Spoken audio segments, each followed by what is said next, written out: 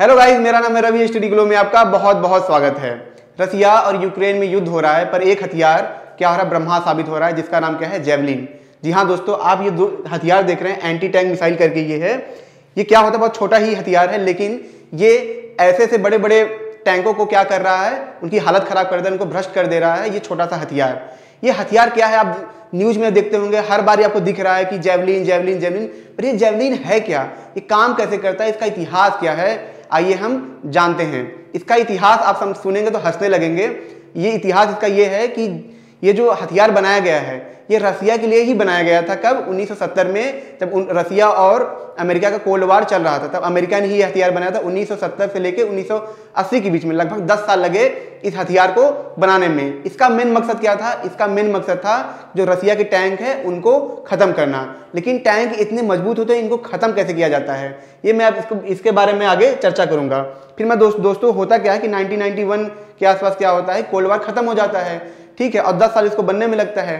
तो 1996 में क्या होता है, इसको जो अमेरिकी सेना होती है अपनी सेना में क्या करती है, इंस्टॉल करती है। 1996 में जब अमेरिकी सेना में आ जाता है तो इसका यूज होता है लगभग 2003 में। कहां पे? इराक में। वो होता क्या है, जब अमेरिका की सेना इराक में उतरती है अपने हथियार लेके, तो लगभग 4 ऐसे मिसाइल वहां पे दिए जाते हैं। लेकिन दोस्तों आपको जान के ताज्जुब होगा, लगभग 20 के आसपास टैंक ये क्या करते हैं, मार के ये खत्म कर देते हैं। ये छोटे से हथियार होते हैं। अब मैं आपको बता दूं, इनका जो वजन होता है सिर्फ और सिर्फ 22 किलो होता है। लगभग इनका वजन कितना होता है दोस्तों? सिर्फ 22 किलो होता है, सिर्फ 22 केजी। टोटल वेट इनका होता है लगभग 30। टोटल वेट का मतलब दोस्तों इसमें यह होता है कि टोटल वेट जो इसमें मिसाइल डाली जाती है उसका वेट लगभग 9 किलो के आसपास होता है। तो मिला के ये बोला जाता है कि लगभग ये 30 किलो के आसपास है। एक सेना के लिए ये बहुत ही कारगर था, क्योंकि ये एडवांस था। अभी तक क्या था कि जो मिसाइलें थी, जैसे आप देखेंगे लॉन्चर होता है, मूवी में आप देखते हैं लॉन्च वो करते हैं, तो उसमें क्या था कि वो ऐसे निकली, निशाना जहां पे लगा वो खत्म। लेकिन इसमें क्या था कि सेंसर के थ्रू ये काम करते थे, ये गाइडेड मिसाइल निकालते हैं। तो सोचिए, एक छोटा सा हथियार आप लेके चल रहे हैं, ये गाइड कर रहे हैं, कहीं भी निशाना लगा उसको मार दे रहे हैं। तो ये इनमें सबसे खास बात थी, इसीलिए बहुत ही एडवांस थे। इस पे अमेरिका ने बहुत ज्यादा काम किया। अभी कुछ ये भी जैसे निकल के आ रहा था कि अब साथ जो बड़े बड़े चीजें हैं, बड़े बड़े मशीनें हैं, हथियार, उनका बहुत ज्यादा यूज न रह जाए, जितने छोटे हथियार का यूज हो। एक बार कलाम सर ने खुद बोला था कि उन्होंने बोला जो बड़े बड़े मिसाइलें होती हैं, हथियार होती हैं, वो सिर्फ 100 पीस का हिस्सा बन के रह जाती हैं। तो उसका जीता जाता सबूत यहाँ पे आप दिख रहा है कि छोटा सा जो हथियार है किस तरीके से रसिया की वाट लगा रहा है। इसके बारे में जानते हैं ये कैसे काम करता है।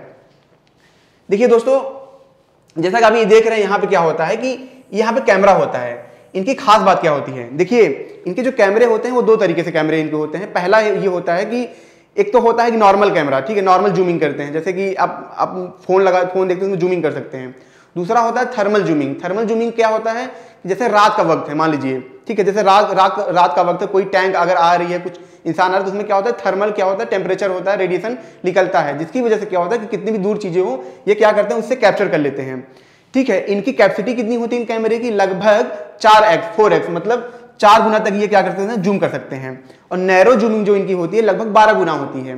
देखिए जो इसमें सबसे इंपॉर्टेंट वो क्या है, थर्मल। जैसे कि मान लीजिए रात का वक्त है, अब क्या है कि आपको टैंक नहीं दिख रहे हैं, लेकिन इससे क्या हो, जो थर्मल वो होता है, जैसे कि आप इसको ऐसे समझिए कि मान लीजिए कि आपने ये देखा होगा कि जो कुछ लोग होते हैं जो भूत से बातें करते हैं, उनकी रिकॉर्डिंग करते हैं, तो आप उनमें देखेंगे जो भूत की रिकॉर्डिंग दिखाते हैं वो क्या होता है कि इंसान अगर कहीं बैठ के हट जाए तो जो रेडिएशन निकलता है उसके चारों तरफ से कुछ टाइम तक वहां पे रहता है।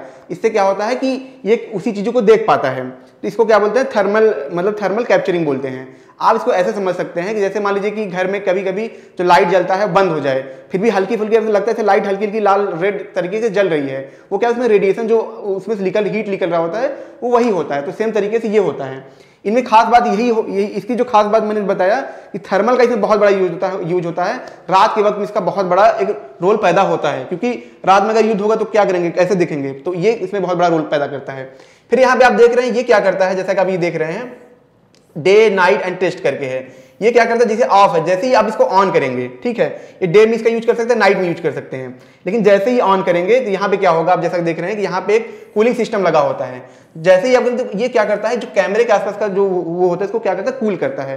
कूल दोस्तों इसलिए करता है ताकि जो वो कैप्चरिंग कर सके, जो थर्मल पिक्चर्स आ रहे हैं उनको क्या हो, प्रॉपर ये कैप्चर कर सके। और दूसरी खास बात इसमें क्या होती है कि जब आप लॉन्च करते हैं किसी चीज को, मान लीजिए आपने एक बार लॉन्च कर दिया, कि मिसाइल लॉन्च कर दिए, उस टाइम पे क्या होता है, काफी ज्यादा ये गर्म होता है, काफी ज्यादा हॉट होता है। अब लगातार इसको करते रहेंगे तो एक टाइम ऐसा आएगा गर्म होते होते ये फट जाएगा, जिसकी वजह से क्या होता है यहाँ पे कूलिंग सिस्टम लगा दिया जाता है। जैसे ही लॉन्च होता है ये कूलिंग सिस्टम फिर से चालू हो जाता है, जिसकी वजह से हमें दो फायदे मिलते हैं। पहला कि हमारा जो लॉन्चर है वो क्या होता है, वो ठंडा हो जाता है, ज्यादा गर्म नहीं होता।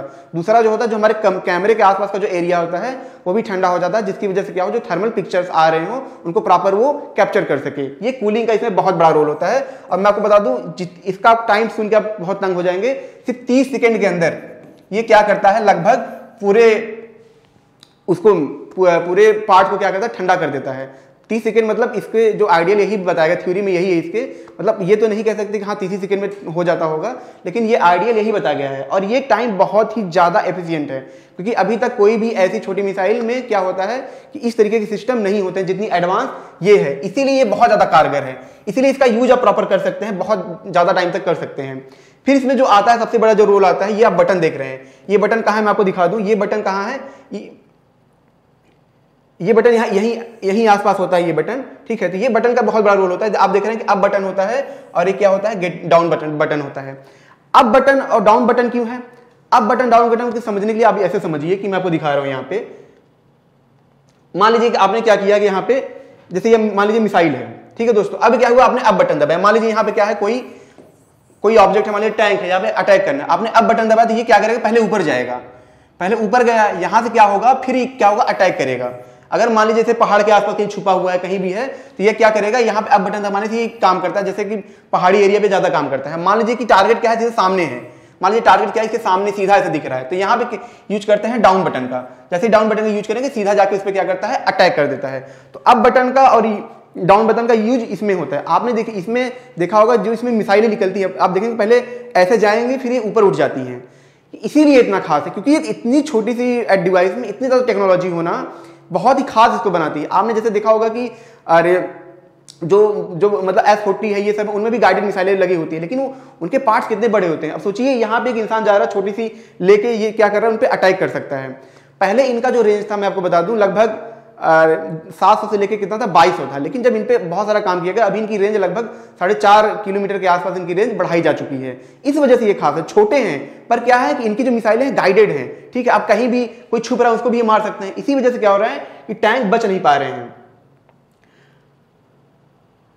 अब देखिए दोस्तों, जैसे कि मैंने आपको ये बता दिया, अब आते हैं देखिए इनके मैकेनिज्म के बाद। जैसे कि अभी तक हमने क्या किया, लॉन्चर की बात की, लेकिन अभी जो मिसाइल है, जिनमें जो मिसाइलें होती हैं, मैंने आपको बताया था ये क्या है कि सेंसर के थ्रू काम करती हैं, ठीक है। सेंसर के थ्रू काम करती हैं, गाइडेड मिसाइलें होती हैं। आप देख रहे होंगे यहाँ पे जैसे दो व्हील हैं, यहाँ पे एक ये है, एक ये है। देखिए ये जो दो व्हीलें हैं, दोनों व्हीलें देखिए यहाँ पे क्या हो, जैसे ही इसके अंदर से निकलती हैं, पहले ये पैक्ड होते हैं, लेकिन जैसे ही बाहर निकलेंगे, इनके पंख क्या होंगे, फैल जाएंगे। ये क्या होता है, ये आगे बढ़ने में इसको काम करता है। ये क्या करता है, बैलेंस बनाता है। क्या करता है, मतलब इस मिसाइल का क्या करता है, बैलेंस बनाता है। लेकिन ये जो पीछे का पार्ट है ना, ये बैलेंस बनाने के लिए नहीं है। ये क्या करता है कि जैसे यहाँ पे जो सेंसर लगा है, ये डायरेक्शन मैनेज, यहाँ पे पीछे थ्रस्ट लगा होता है ऐसे करके। ये क्या करता है कि इसका जो डायरेक्शन होता है, सही डायरेक्शन उसको ये देता रहता है, ठीक है दोस्तों। मैं आपको ये भी बता दूं कि इसमें जायरोस्कोप का भी यूज होता है।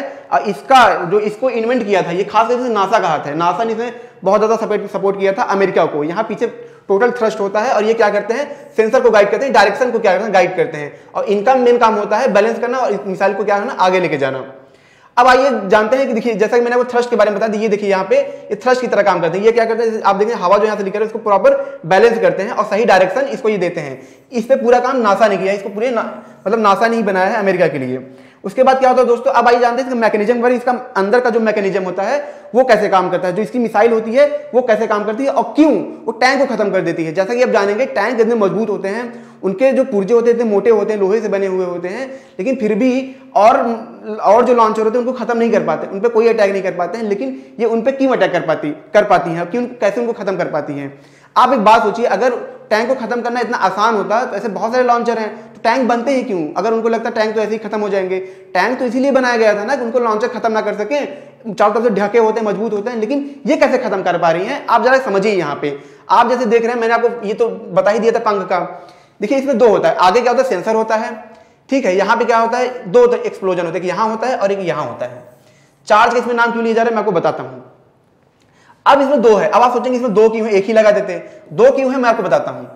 जैसे कि टैंक है मान लीजिए, अब यहाँ पे टैंक है, टैंक का ये परत है मान लीजिए, ये क्या है, टैंक का परत है। टैंक की परतें बहुत ही मोटी होती हैं।